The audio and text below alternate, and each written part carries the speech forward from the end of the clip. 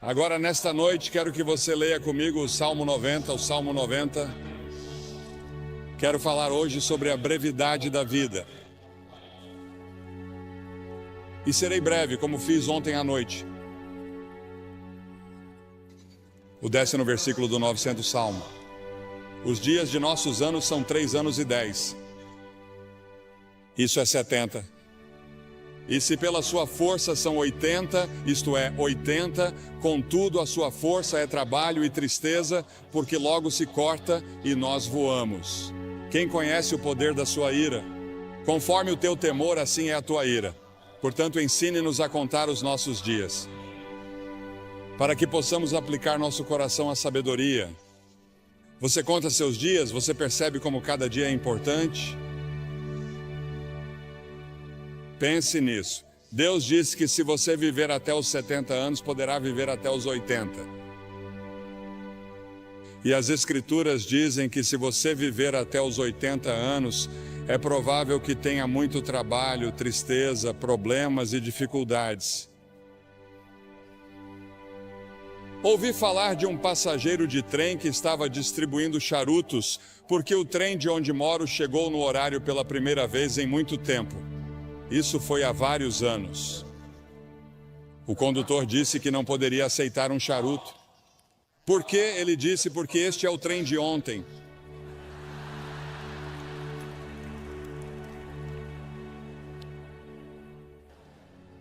Há o colapso do tempo ao nosso redor. Você sabia que nos dias de Jesus, o mais rápido que uma pessoa podia ir era o mais rápido que um cavalo podia correr? E isso aconteceu até 1830, quando desenvolvemos um motor mais rápido que um cavalo. Pense nisso. Naquelas centenas e milhares de anos, o mais rápido que você podia ir era a cavalo. Depois, em 1910, desenvolvemos uma aeronave militar que percorria 42 milhas por hora. Lembro-me muito bem, como se fosse ontem, quando Lindbergh decolou para Paris e em 33 horas estava em Paris, e achamos que isso era realmente incrível. Hoje em dia entramos em um Concorde, ou algumas pessoas o fazem, e chegam lá em 3 horas e meia. E em 1960 começamos a viajar pelo ar a 18 mil milhas por hora quando chegamos à estratosfera. Agora meu pai dirigia um cavalo e uma charrete, e estamos tentando administrar hoje uma era espacial em uma condição moral e espiritual de cavalo e charrete. O tempo está desabando sobre nós. Quanto tempo ainda temos? O salmista pediu que o Senhor se lembrasse de como o meu tempo é curto. Eis que você fez os meus dias como um palmo e a minha idade como nada para você. 1000 anos aos teus olhos são como o dia de ontem, quando já passou, e como um relógio. Um relógio dura 4 horas à noite. Um dia é o que o Senhor é 1000 anos e 1000 anos é um dia. Aquele que está assentado sobre o círculo da terra e os seus habitantes olham para Deus como gafanhotos. A grama murcha e a flor murcha, diz a Escritura. Os meus dias são como a sombra que declina, e eu me vou secando como a erva, mas tu, ó Senhor, permanecerás para sempre na tua memória, de geração em geração. Pense nisso, Deus permanecerá para sempre, mas nesta terra somos como uma sombra. Estamos todos em declínio e morrendo. Desde o momento em que nasceu, você começou a morrer, porque todos nós estamos caminhando para a morte. Cada um de nós está sujeito à sentença de morte. Não haverá ninguém vivo nesta plateia, eu diria que daqui a 90 anos. Ninguém, todos partiremos. E o que você vai fazer com esses anos? Cada ser humano tem exatamente o mesmo número de horas e minutos todos os dias. Você sabe quantos minutos há em um dia? Você sabe quantas horas há em uma semana? Agora, se você viver até os 70 anos, seus primeiros 15 serão na infância ou na adolescência. Você passa 20 anos na cama. Os últimos 5 anos são de limitações físicas e você está reduzindo suas atividades. Isso significa que você só tem 30 anos para todo o resto, 30 anos para viver. E parte desse tempo tem que ser gasto com alimentação, trabalho e cálculo do imposto de renda. As Escrituras fazem esta pergunta: o que é a vida de vocês? É até mesmo um vapor que aparece por um pouco de tempo e depois desaparece. O mais velho de nós não viverá muito tempo. Nosso tempo já está nas mãos de Deus. Deus já tem um dia marcado para você ser levado deste mundo. Você pode estar envolvido em um acidente. Pode ser um câncer, pode ser um ataque cardíaco. Seja o que for, já está definido. E as Escrituras dizem que ao homem está ordenado morrer uma vez, e depois disso, o julgamento. Você estará diante do grande julgamento de Deus para prestar contas de como passou esta vida e o que fez em relação a Jesus Cristo, porque Deus deu seu Filho para morrer por seus pecados. Porque, como você vê, somos todos pecadores. Todos nós temos a mesma doença. Não me importa a cor da pele de vocês. Deus não olha para a cor da sua pele. Deus olha para o seu coração e vê que você tem uma doença espiritual no coração, e essa doença espiritual no coração se chama pecado. E todos nós somos pecadores. Isso significa que violamos as leis de Deus, desobedecemos a Deus, nós nos rebelamos contra Deus, e por termos nos rebelado contra Ele, teremos de enfrentar um julgamento. E Ele vai dizer: afastai-vos de mim. Nunca te conheci. É interessante para mim que as pessoas ricas não possam comprar mais horas. Os cientistas não podem inventar novos minutos. Você não pode nem mesmo economizar tempo para gastá-lo em outro dia. Você tem pouco tempo hoje. Diz que quer guardar para amanhã. Não pode fazer isso. Há urgência no tempo. A Bíblia diz: redimam o tempo porque os dias são maus. Os dias são muito ruins. Olhamos para nossos jornais e não conseguimos acreditar em todos os assassinatos, estupros e problemas raciais, todas essas coisas no mundo todo. Sim, os dias são maus e temos uma grande tarefa pela frente se quisermos que esta terra seja poupada por muito mais tempo. As Escrituras dizem que devemos redimir o tempo. É uma frase do mundo dos negócios. Significa comprar o tempo. Ouvi falar de pessoas que dão o dízimo de seu tempo. Devemos dar o dízimo de nosso dinheiro. 10% do nosso dinheiro pertence a Deus, se você for cristão. Mas podemos dizimar seu tempo. Reserve 10% do seu tempo e diga: Senhor, isso é seu para o estudo da Bíblia, para a oração. Você diz que passamos muito tempo nas rodovias, indo e voltando, e nas interestaduais, presos no trânsito. Você sabe, inventamos todas essas coisas modernas para economizar tempo, mas temos menos tempo do que nunca. Temos bem menos tempo hoje que meus pais na era dos cavalos e charretes. No entanto, temos automóveis e aviões velozes, e estamos correndo de um lugar para outro como loucos. E a maioria de nós não sabe o que fazer ao chegar lá.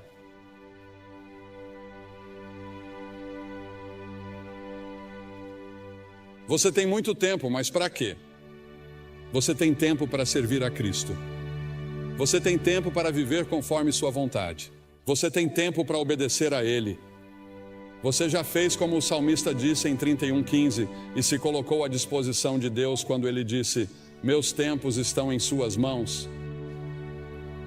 Há um filme em exibição nessa área chamado The Commitments. Você já entregou toda a sua vida a Cristo?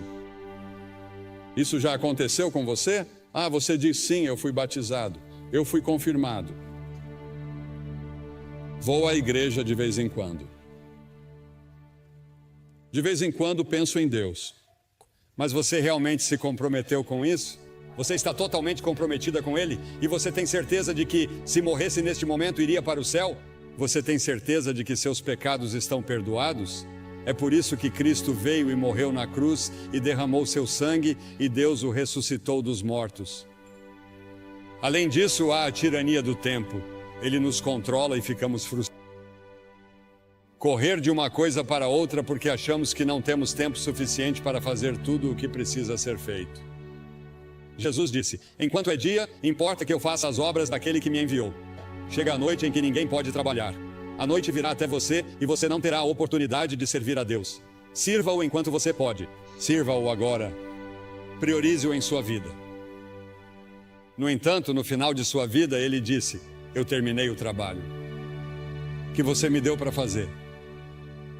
Deus tem um plano para a sua vida e você pode concluí-lo com a ajuda de Deus, e Ele lhe dará uma alegria e uma paz que você nunca sonhou que existissem se você colocar sua confiança nele.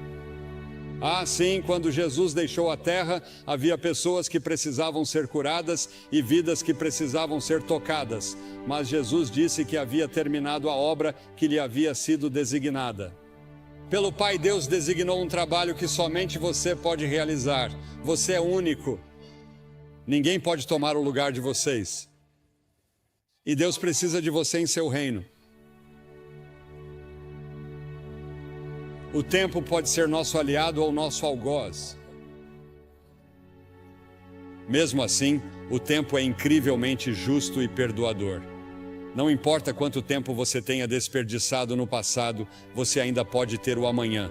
Adlai Stevenson disse certa vez que o que conta não são os dias de sua vida, mas a vida em seus dias. Precisa comprá-lo. Qual é o preço que você tem que pagar? O preço é que você não tem tempo para certas coisas. Não devemos ficar à deriva, fazendo todos os prazeres, bebendo e fazendo todas as outras coisas erradas. Deus quer que amemos os outros. A principal coisa que Ele quer que façamos é amar o próximo e amar as pessoas de outras raças.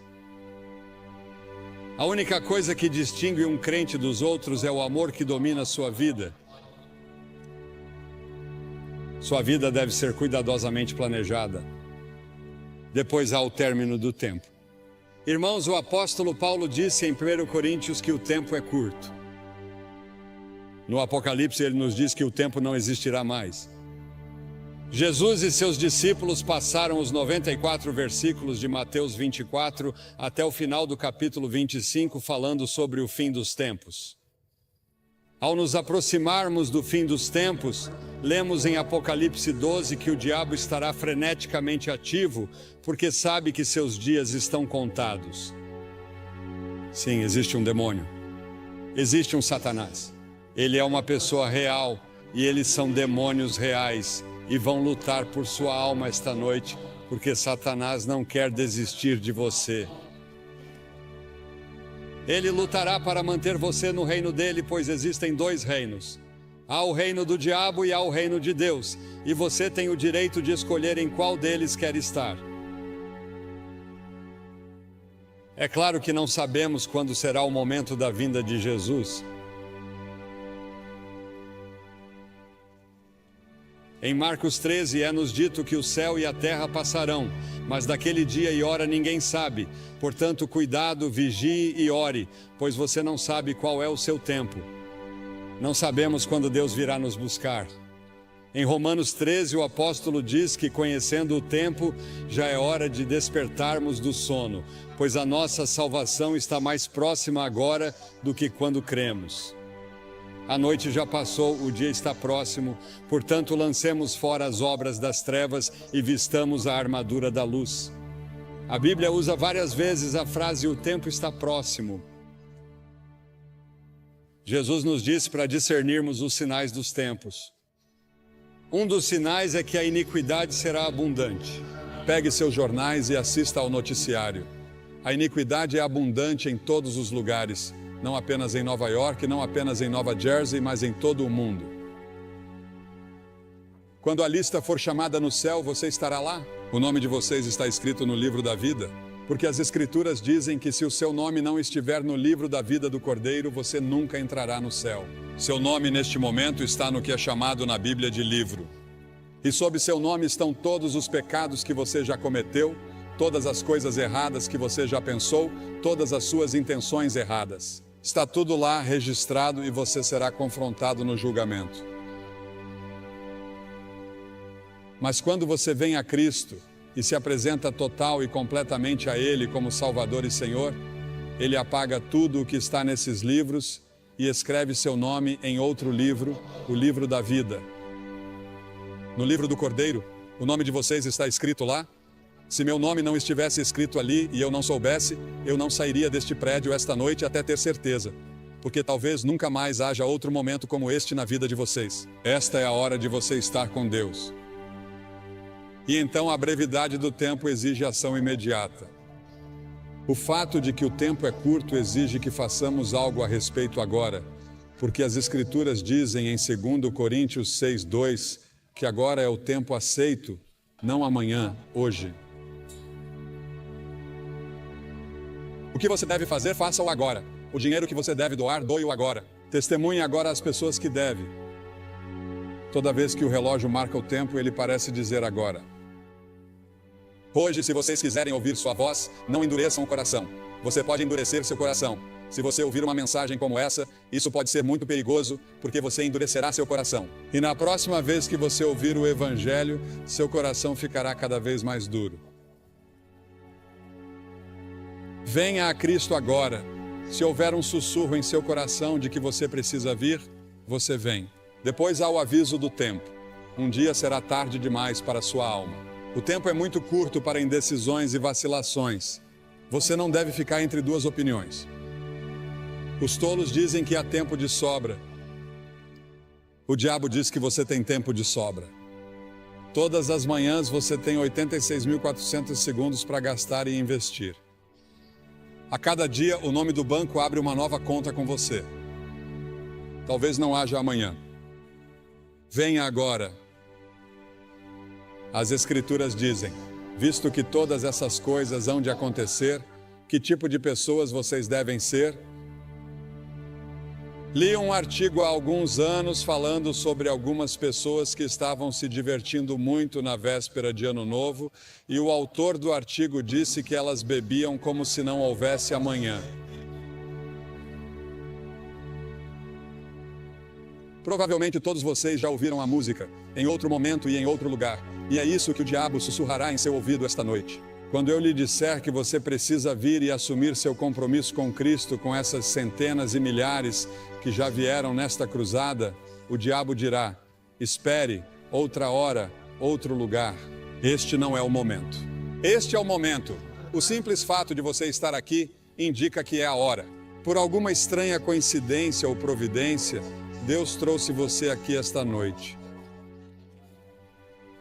E antes de vir você achava que estava bem com Deus, mas agora não tem certeza. E você quer ter certeza, você quer ter certeza. Sim, o demônio sempre diz, sim, faça isso. Mas em alguns momentos e em alguns lugares, Deus diz aqui e agora. Em Lucas 19, você vê Jesus chorando pelo povo de Jerusalém. Há um poema que ouvi pela primeira vez anos atrás que diz: há um tempo que não sabemos quando, um lugar que não sabemos onde, que sela o destino do homem para a glória ou para o desespero. Alguém me escreveu uma carta aqui esta semana. Diz: caro Sr. Graham, em 1957, sua cruzada foi ao antigo Madison Square Garden, na cidade de Nova York. Eu tinha 6 anos. Ainda me lembro da viagem de ônibus, das arquibancadas de madeira dura e dos meus sapatos pretos de couro envernizado. Lembro de tudo. Lembro-me de tudo como se fosse ontem. Quando você fez o convite para que eu entregasse minha vida a Cristo, eu estava pronto e me animei a ir. Mas infelizmente naquela época e naquela geração, minha mãe me respondeu e disse: quieto, sente-se. Não fazemos isso. Alguém pode ver você. Fiquei em minha cadeira. Aqui estamos 35 anos depois e tenho o privilégio de ser um conselheiro voluntário no andar de baixo. E é minha oração que nenhuma pessoa permaneça em seu assento, mas que venha à frente para receber Cristo. Enquanto há tempo, agradeço a você por trazer sua cruzada de volta a esta área. Minhas lembranças de menina de 6 anos estão transbordando de entusiasmo. Estarei orando por você esta semana. Deus abençoe você.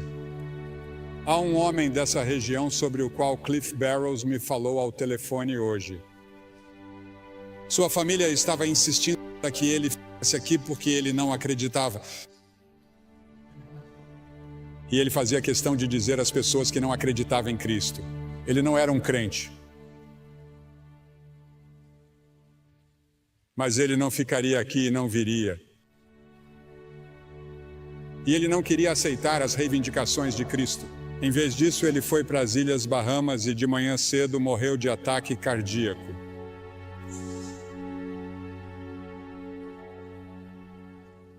Para ele agora é tarde demais. Sua decisão está tomada. E quanto à sua decisão? Você vai dizer sim ou não às afirmações de Cristo? Cristo morreu por você, ressuscitou, e então o que você tem de fazer? Você precisa primeiro se arrepender de seus pecados. Isso significa que você diz: Senhor, sou um pecador. Sinto muito por meu pecado. Estou disposto a mudar meu estilo de vida. Quero segui-lo e servi-lo. E entrego minha vida a você esta noite, ou rededico minha vida a você esta noite. Preciso de você, Senhor, e quero assumir meu compromisso nesta noite. Nessa cruzada, nunca mais estaremos neste auditório. E você está aqui esta noite. Vou pedir que você se levante do seu assento na varanda. Isso levará 1 minuto a mais, portanto, comece agora. Venham e fiquem todos na frente, na minha frente, na frente do pódio. E depois que todos vocês vierem, vou lhes dizer uma palavra, fazer uma oração com vocês e dar-lhes alguma literatura para ajudá-los em sua vida cristã. Você diz: por que você pede às pessoas que venham publicamente? Porque cada pessoa que Jesus chamou, ele chamou publicamente. Havia algo em tornar isso público. Ele morreu por você publicamente, pendurado nu em uma cruz. Certamente pode vir e apresentar-se aqui publicamente. Assumir seu compromisso com ele e dizer: Senhor, você tem tudo de mim hoje. Quero ter certeza de que estou pronto para conhecer você. Apenas levante e venha de qualquer parte do estádio.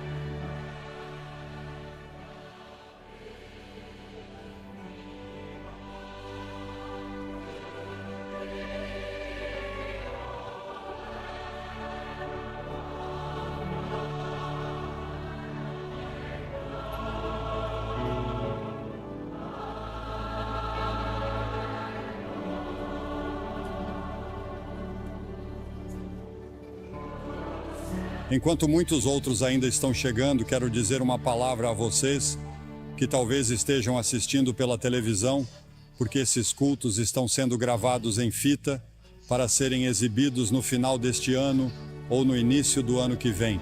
E muitas pessoas têm assistido à televisão e você tem pensado em como o tempo está passando rápido. Parece que foi ontem que você era um garotinho ou uma garotinha e o tempo voou. Talvez esteja num quarto de hotel ou num bar. E quero dizer a você que Deus o ama. Ele quer perdoar você. Ele quer fazer de você uma nova pessoa, se você permitir.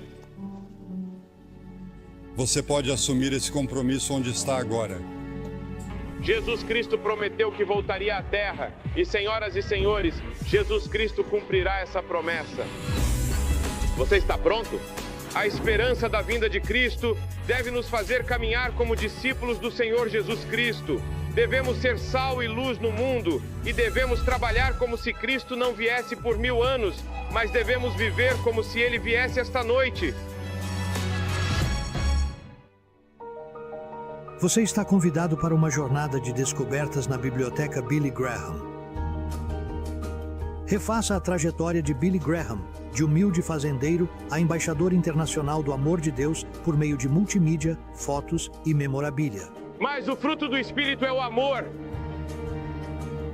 Visite a casa restaurada da família Graham, passeie pela livraria Ruth's Attic e faça uma refeição no Graham Brothers Dairy Bar. Aproveite as exposições especiais, os eventos e as atividades sazonais para toda a família. A entrada é gratuita, portanto, venha fazer essa jornada de descobertas na Biblioteca Billy Graham.